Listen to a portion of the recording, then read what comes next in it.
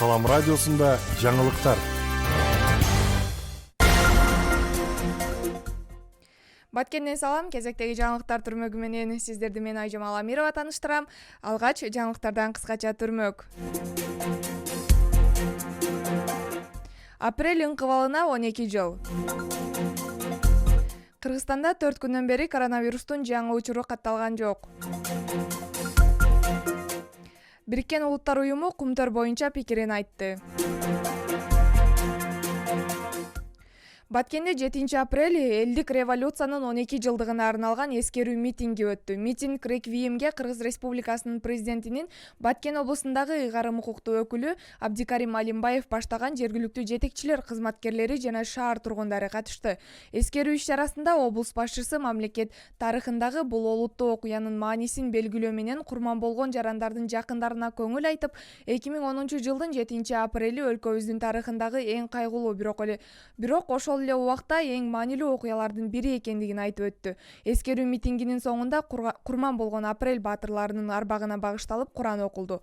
Белгилей кетсек, 2010 жылы президент Курманбек Бакиевдин үй бүлөлүк башкаруу режимине нааразы болуп чыккандарга ок атылып 87 киши каза болгон.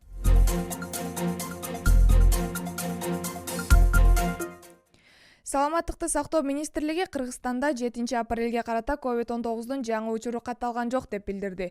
Акыркы 4 күндөн бери өлкө боюнча коронавирустун инфекциясынан жаңы учуру катталган эмес. Ошондой эле акыркы суткада 11 адам илдеттен сакайып чыгып, илдеттен каза болгон учур катталган эмес. Бүгүнкү күндө стационарларда коронавирустун 89 бейтап, амбулатордук түрдө 31 адам дарыланууда. Кыргызстанда пандемия башталгандан бери 200 968 адам коронавирус жуктурган. Алардын ичинен 196 279 киши айыгып чыкса, 2991 адам каза болгон.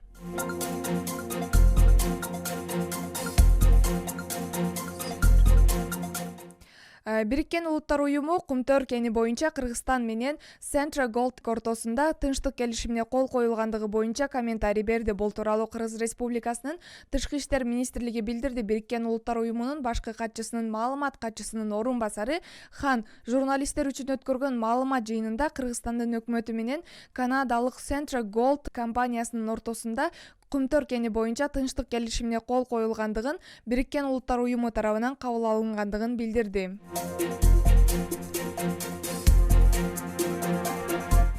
Сиздерди жаңылыктар түрмөгү менен мен Айжамал Амирова тааныштырдым. Кайрадан О толкун аркылуу үн алышып амандашканча сак саламатта туруңуздар.